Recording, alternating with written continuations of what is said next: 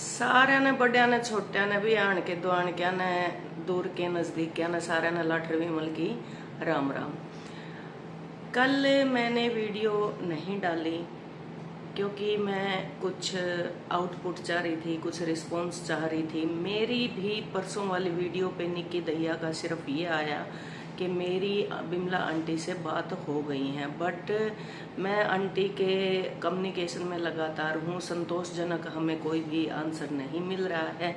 और अगर ये भी मैंने शॉर्ट भी बनाया और ये भी बोला कि बहन अगर भाई कोई भी आपका जो भी है रिस्पॉन्सिबल एक आंसर हमें दें। तीन बहनें उन नाम से एक चैनल है, उन मैम ने भी बहुत प्यारे ढंग से, बहुत ही अच्छे ढंग से, इतना मतलब मैं सोचती हूँ कि मेरे को उनसे समझा आपको रहे हैं, सीखने को मुझे मिल रहा है।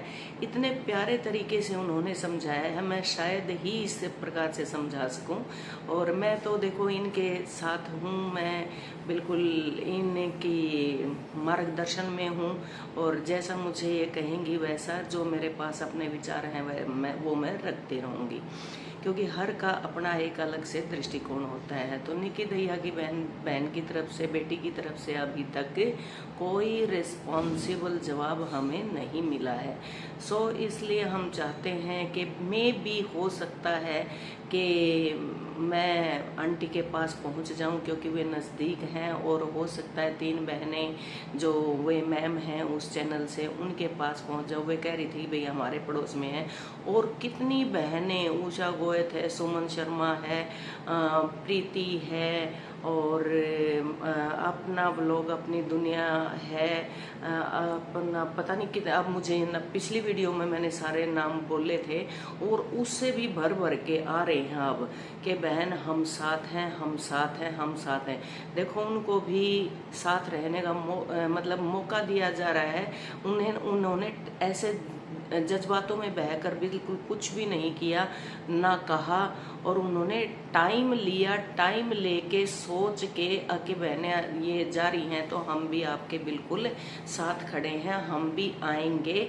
और बिल्कुल जज्बातों में आकर उन्होंने कोई फैसला नहीं दिया है, हमें अपनी हामी भरी है, स्वीकार किया है। तो बिल्कुल सोच समझ के घर वालों की परमिशन लेकर, हालांकि उषा गोयत बेटिया का तो बेटी भी शायद अभी 11th 12th में है, फिर भी उन्होंने बोला है कि आई एम रेडी, मैं तैयार हूँ।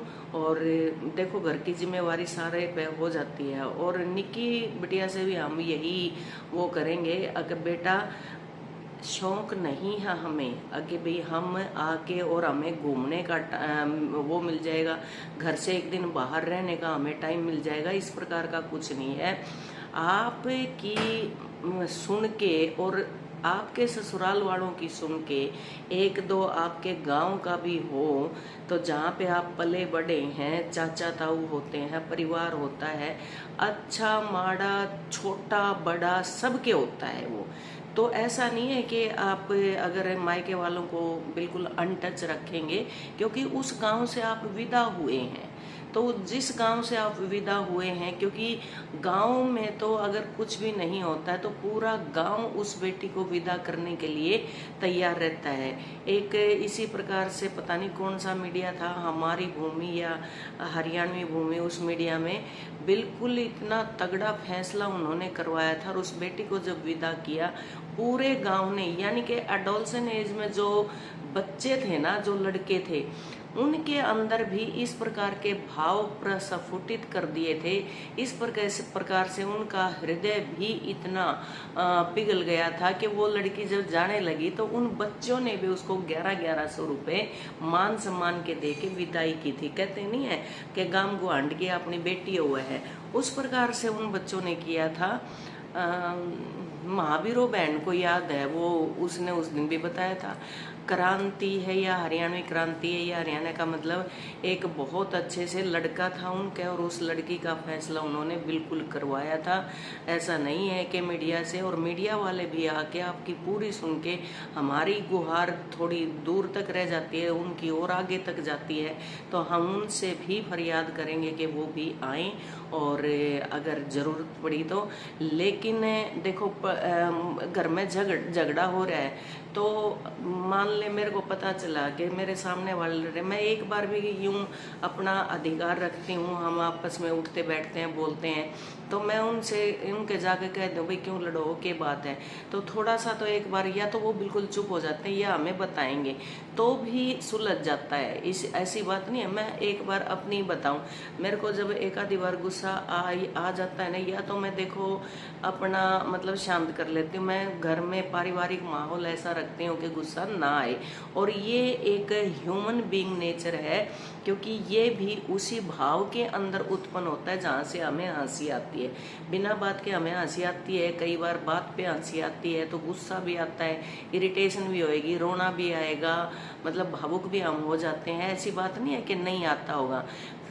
फिर डॉक्टर साहब अगर कुछ कह दें, मेरे से ना उठे ना, तो मेरा मतलब क्या, मेरी वो होती है फाइट में मेरा अवरोध क्या चलता है कि मेरे को अगर सामने आलू रखे हैं तो फर्श के अंदर धै वो फोड़ दिया, पहले मैं बर्तन फोड़ दिया करती, और बर्तन भी कौन से, क्रोकरी के, क्रोकरी तो टूट जाएगी फिर नहीं आएगी, और स्टील के तो एज इट इज भी रह जाते, कांच के मैं फोड़ दिया करती। और फिर अगर टमाटर है तो वो मारा फेंक के भाई फर्श के ऊपर वो गया, हालांकि साफ मुझे ही करना है उसके बाद, फिर मुझे रियलाइज भी होता है। तो इस प्रकार से मेरा विरोध मैं जताती थी। ऐसी बात नहीं है, गुस्सा आता है तो मैं सोचती आगे क्यों बोला जाए इन्हीं के ऊपर। फिर वो अगर उनमें ज्यादा गुस्सा हुआ करता तो बिल्कुल वो मेरे को बंद भी नहीं किया करते, नहीं तो वो रोक दिया करते, और इस प्रकार से हम थोड़ी देर में ठीक हो जाए। लेकिन अब तो अपनी ही समझ के द्वारा ये मतलब भी शुरू के 4-5 साल तो वैसे ही नहीं समझ में आता लड़ना है क्या करना है, फिर थोड़ा सा 5-10 साल के बाद थोड़ा आता है आदमी में कि मैं क्यों सुनूं, मैं सारे बार मैं क्यों सुनूं, आदमी सोचता है मैं क्यों सुनूं, औरत सोचती है मैं क्यों सुनूं, फिर एक वो टकराव सा आता भी है, बीच में एक फेज आता है। तो उस फेज को भी हमने बहुत जल्द ही सुलझा लिया अपने आप में। तो मेरे को बैठ के समझाते कि बेवकूफ़ देखना, अब ये मेरे को दोबारा जाके लाने पड़ेंगे, टमाटर मैं लेके आऊँगा, चलो कोई बात नहीं, तेरी भड़ास निकल गई ना, तूने टमाटर फोड़ दिए, ये फोड़ दिए, इतना मतलब बंदा मैच्योरिटी से, हालांकि सामने हो जाते हैं, और फिर इतना मैच्योरिटी से, फिर मैं ये कहती कि जब मैं इनको फोड़ रही थी आप तभी ना वो कर लेते, बोले तब तो मुझे भी गुस्सा था कि लड़ाई में खीर कौन बांटता है, सीधे बोलते हैं ये भी, लड़ाई में खीर कौन बांटता है, तो मुझे भी गुस्सा था। तो फिर हम ऐसे ही कर आगे, और बहुत जल्द ही हमने अपने इस पॉइंट के ऊपर भी काबू पा लिया कि भाई आर्थिक नुकसान होना है तो दोनों का ही होना है, घर पे ही होना है। और फिर गुस्सा इनको अब भी आ भी जाता है तो मैं पीछे हट जाती हूँ, मुझे एक आधी बार आता है तो मैं किचन में आके बड़बड़ कर लेती हूँ, इतना थोड़ा वो दूर होते हैं। यानी कि जो सी बात सुनानी है तो सुना देते हैं, जो सी निकल रही है दिमाग से और हमने यूं है कि अंदर रखी भी नहीं जा रही, तो उस प्लेस को चेंज कर देते हैं, बड़बड़ करी जाओ, बर्तन करी जाओ, एक आधी बार बड़बड़ा ली, उस बर्तनों की आवाज में उनको सुनाई भी नहीं देता और मेरी निकल गई। तो इस प्रकार से भी मैंने अपनी टेक्निक्स लगाई, अपने पॉइंट के ऊपर ओवरकम किया, मतलब काबू पाया मैंने अपने पॉइंट्स पे, इन्होंने भी पाया। तो बहुत मशाल भी देते हैं, मिसाल देते हैं, मशाल तो बिमला आंटी ने जगा दी, तो मेरे शब्दों में थोड़ा फर्क रह गया। तो उन्होंने जो मशाल जलाई है उसकी बिल्कुल उसके प्रकाश में हम चलने को तैयार हैं।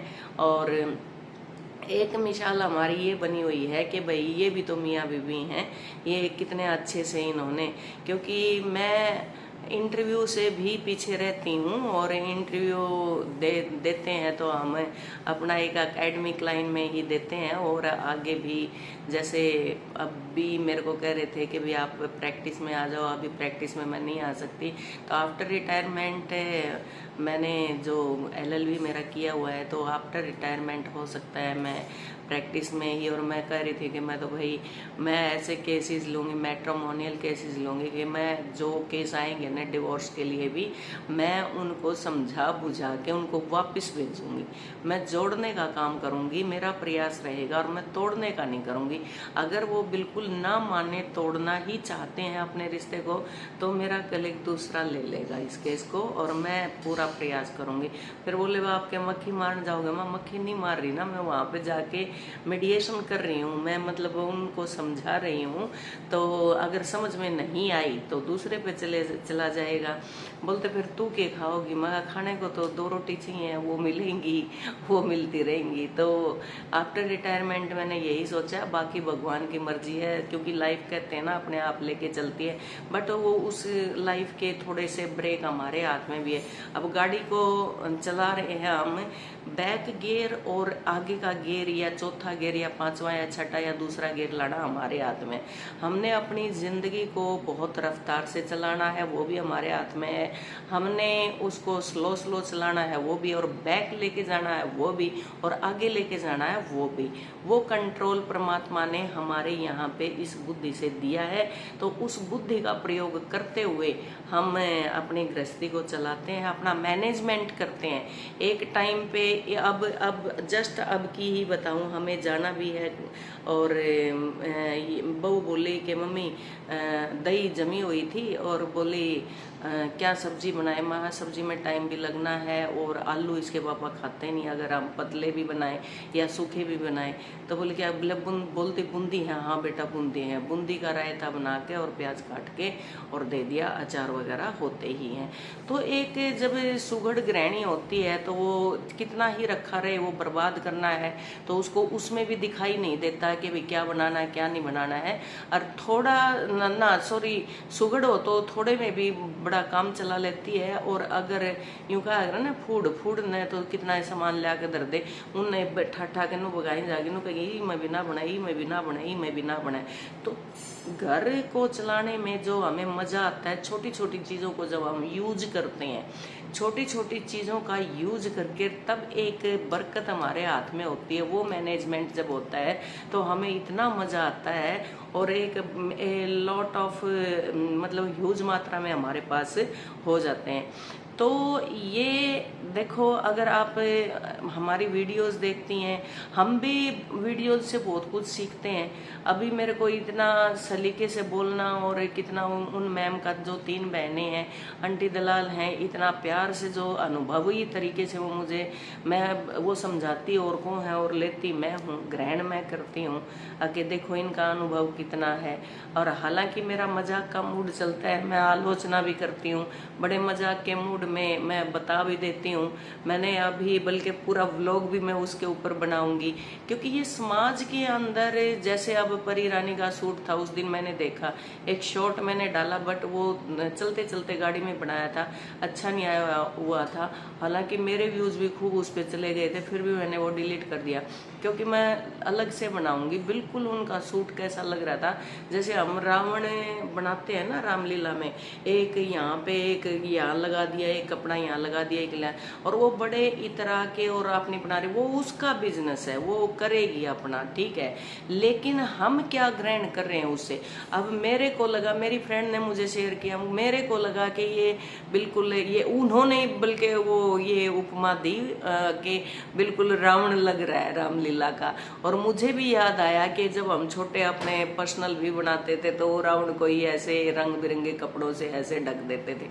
तो इस प्रकार का जो बिल्कुल भी प्रेजेंटेबल नहीं है, लेकिन उन्होंने अपनी चीज को वहां भी प्रेजेंट किया, वहां भी उसने वो ऐड की उस चीज की।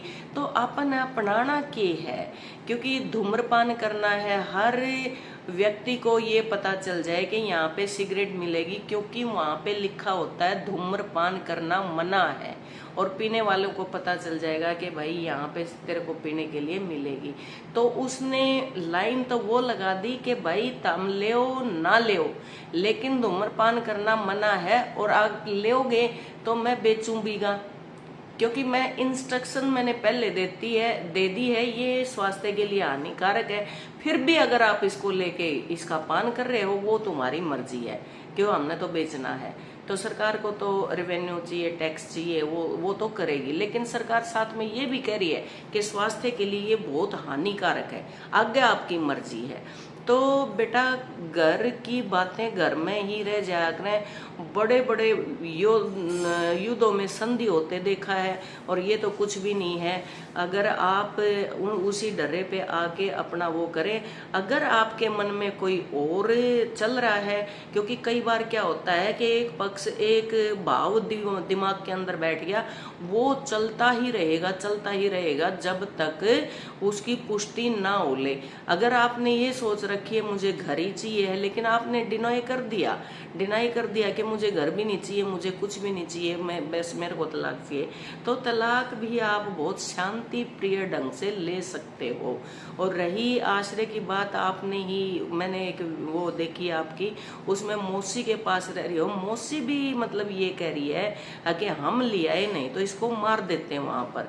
हालांकि पॉजिटिव, क्योंकि एकदम से दिमाग वो है, तो इस प्रकार की बातें उनको करनी नहीं चाहिए। अभी तो ये कहे कि भाई खा पी मस्त रहे, कोई बात नहीं, सारा सब कुछ ठीक हो जाएगा। तो आप रिस्पॉन्स इस प्रकार का नहीं दे रहे, क्या हम ये समझें कि आप ये हेल्प नहीं स्वीकार करना चाहते? या फिर अगर इस प्रकार की वीडियो अगर आप डाल रहे हो तो बेटा ये पूरे समाज के ऊपर प्रभाव पड़ रहा है।